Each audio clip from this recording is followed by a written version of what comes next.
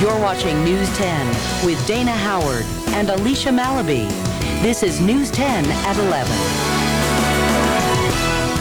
Good evening. With the weather as nice as it's been this weekend, I know it's hard to start thinking about Monday and all about getting back to work, but there are some serious issues that we need to tackle tonight. Well, let's begin with 3 strikes. It's a law we've been living with now for a decade. 10 years ago today, California voters approved the ballot initiative known as 3 strikes and you're out. It's the toughest sentencing law in the nation. It sets mandatory punishments, including 25 years to life, for any 3-time felony offender, even if the crime is not violent. On this anniversary, there is still debate about the law. News 10's Monica Diaz is live in Sacramento with details. Monica? Alicia, the author of the 3 strikes law, says it's a success, but families of inmates are protesting on this anniversary. They're calling for some changes. California prisoners buried alive under 3 strikes. Tombstones placed by families of inmates doing time under the sentencing law, protesting its impact on nonviolent offenders. Brian Smith got his 3rd strike serving as a lookout for 2 shoplifters. Even though when we voted for this law in 1994, we thought that it was going to pertain to violent criminals only. The murder of 12-year-old Polly Klaas, one of the crimes that sparked the toughest sentencing law in the nation. The message of 3 strikes has been very simple: straighten up, go to jail, or leave the state. And that's exactly why you've seen a 46% reduction in crime in 10 years in the most complex, diversified state in the study released by the Justice Policy Institute claims the 3 strikes law has had little impact on violent crime, and it affects disproportionately African Americans, Latinos, and people convicted of nonviolent offenses. 3 strikes is a razor-sharp approach to the problem. And everybody doesn't fall on one side or the other. It needs work. It needs to be tuned up. Bill Portanova, former prosecutor and now criminal defense attorney, says it may be time to fix some of the tougher aspects of the 3 strikes law. He believes that violent predators need to stay in jail, but the law shouldn't be applied to everyone. I'm not saying they're not guilty and shouldn't be punished. It's just that at the end of the day, when it's time to send a man away, somebody has to make a final look at it and say, wait a minute. This is not what the justice system is supposed to look like. And many families of these inmates are trying to change the law, but similar efforts have failed in the past. Live in Sacramento, Monica Diaz, News 10. All right, thank you, Monica. A Northern California murder case is one of 2 killings that helped spark the 3 strikes law. Richard Allen Davis, an ex-con, killed 12-year-old Polly Klaas in Petaluma. An ex-con was also responsible for the murder of 18-year-old Kimber Reynolds. In California, 3,000 people are serving 25 years to life on a 3rd strike offense. Rockland firefighters are busy tonight, still working on a stubborn fire burning at an industrial plant. The 4-alarm blaze broke out around 2 o'clock today at Sierra Pine Limited. The plant presses sawdust into planks and boards. 70 firefighters from 9 agencies battled the fire that apparently started in the press area of the plant, making things dangerous for firefighters. The problem with the sawdust, it cakes on the walls, and it's all around them. They're working in it all over. So anywhere there's sawdust, there's a potential problem for flammability issues and also as explosion issues. Firefighters are still dousing hot spots burning in the sawdust. They haven't yet determined the cause of the fire or a damage estimate. 14 employees inside the plant got out safely. A deadly stabbing in Stockton, and the victim is a 9-year-old boy. But authorities say the suspect, a family friend, confessed to the killing. The boy had been stabbed several times when police found him at a home on the 9600 block of Perino Drive yesterday. That was in North Stockton. The boy and his mother were visiting from Philadelphia. Police are not saying exactly what they believe happened in that home, but they have arrested 18-year-old Peter Neum. Tougher when you have to go as a patrol officer or as a detective when you go to a scene and you're dealing with a victim who is a child. We all have children and we're human just like everyone else.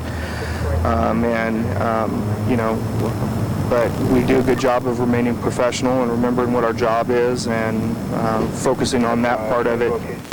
The suspect has not only been arrested for murder, but also suspected of being under the influence of drugs.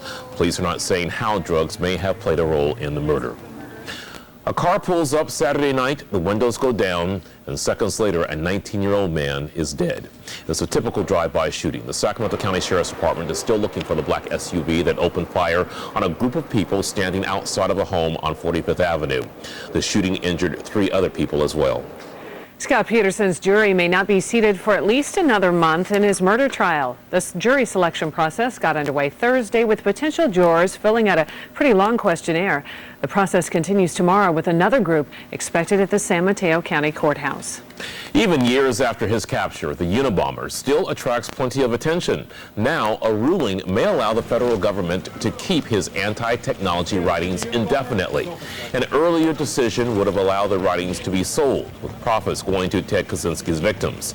The other option was to donate the writings to a university for research, but a federal judge in Sacramento overturned the earlier ruling, saying the government can hold on to the documents. Kaczynski admitted to 16 explosions that killed 3 people and injured 29 others between 1978 and 1995. He was captured in 1996. We had some great weather this weekend, and you likely noticed it got pretty warm today. Meteorologist Darla Givens joins us from the Weather Center now. And Darla, how warm did it get? Well, we got about 10 degrees warmer than the norm, Alicia. Temperatures today absolutely gorgeous out with plenty of sunshine. We have that high pressure sitting in place, so that warm air mass in place as well. Let's take a look outside right now. Mostly clear conditions throughout the area as we take a look at Sacramento down Broadway. And temperatures today, 75 degrees for Sacramento. In Stockton, just a bit cooler at 71, 74 in Modesto, Fairfield at 72, and even at Lake Tahoe, temperatures warming up. Just how close did we get to breaking a record? Well, we're 80 degrees. That's what we needed to do to break that record, or tie a record, I should say. What are we going to do tomorrow? Because temperatures are going to be even a little warmer. I'll have those details for you coming up in about 20 minutes. Alicia, back to you. All right, we'll see you then. Thanks, Darla. Getting medical help in the emergency room can take a pretty long time. Some people are waiting hours, 4 hours or more for treatment. That may no longer be the case at Mercy Hospital of Folsom. Mercy is planning to expand the number of ER beds from 7 to 25. The goal of the expansion is to have patients see a doctor within 15 minutes of arriving. You can read more about the plans in tomorrow's Sacramento Bee. As fast-paced as our lives are these days, staying healthy is imperative. But for those without health insurance, getting medical help is a challenge. Sue Salud trying to help out by holding a health fair in Lodi. Hundreds of people showed up at St. Anne's Church for the event, which offered free dental, cholesterol, and blood pressure screenings. Organizers hope to spread education about maintaining a healthy lifestyle, and that is very important. Always a big turnout at those events, too. Yeah, that's good a good work thing for them. Well, Iraq is a changed country on the brink of signing a document to usher in democracy. And now a delegation, with help from the U.S., will build a war crimes case against captured leader Saddam Hussein. And it was no ordinary weekend drive. Find out what caused this minivan to, you could say, take a plunge. This is News 10 at 11.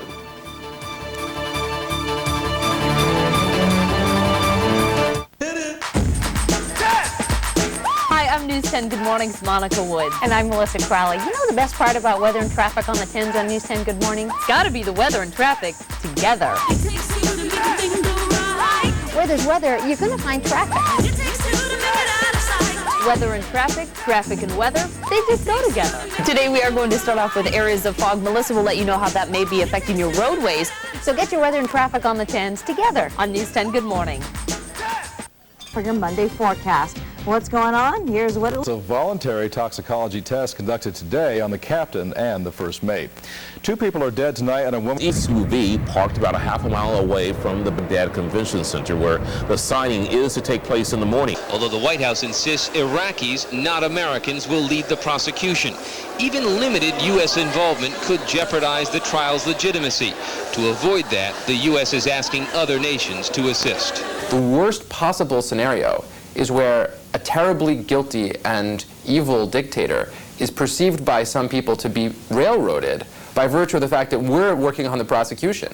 Iraqi prosecutors intend to try less prominent war criminals first and work their way up to Saddam, determined to avoid a trial that would allow Saddam to grandstand like former Yugoslavian leader Slobodan Milosevic. Iraqi prosecutors will charge him with a few very specific crimes, among them gassing of the Kurds in the village of Halabja more than a decade ago. The interim constitution was originally scheduled to be signed last Friday, but at the last minute, Shiite Muslim leaders changed their minds. Administrators say Iraqis are wrestling with concepts of minority rights and a democracy, but believe the document will be signed tomorrow. Divers will return to the Baltimore Bay early tomorrow to look for 3 people still missing after a water taxi accident. Crews were able to upright the pontoon boat that capsized yesterday in a strong storm. The accident sent everyone on board, 24 people, into the chilly waters. 21 were rescued. The boat did have life vests, but there are no requirements for passengers to wear one. The National Transportation Safety Board is investigating. An entire family is alive tonight in Phoenix thanks to several strangers who came to their rescue. The family's minivan ended up crashing into a swimming pool. 4 small children and their mother were trapped inside. Several witnesses saw the accident and rushed into the backyard to pull the children from the van. At first it seemed like they might not even make it, but the people trying to rescue the family had to use their fists and some tools that happened to be lying around to break out the windows and then free the mother and the children before the pool water filled the interior of that van. Wow, someone was looking after them. They were. Well, Darla, here we had some wonderful weather today. Very warm, sunny. And it's going Hope to it continue. lasts. Yes, it's going to continue again tomorrow. And even in some areas, we could see some record-breaking temperatures. Happy birthday. Well, up next on KOVR 13 News, will we see more warm weather? Did you not love the weather today? It was absolutely wonderful outside. Shorts and t-shirts Yeah, weather. and I am insisting, Darla, that you make it hang around for at least another day. Okay, you know what, Dana? I think I can do that for you. See? For at least. That's all we had to do is just How about ask the Darla. rest of the week? I'm getting greedy here. Well, I think you're going to like the 7-day forecast. Toward the end of the week, that's when we'll notice a change. But for the start of the work week, it's going to be even warmer than it was today. Our high of 75 degrees, running 10 degrees warmer than the average high. Taking a look right now to see how things are. It's still pretty warm out there, 59 degrees here at the News 10 studio. You know, I did some checking to see the last time we saw temperatures sort of this warm. It was October 29th. It was 80 degrees out.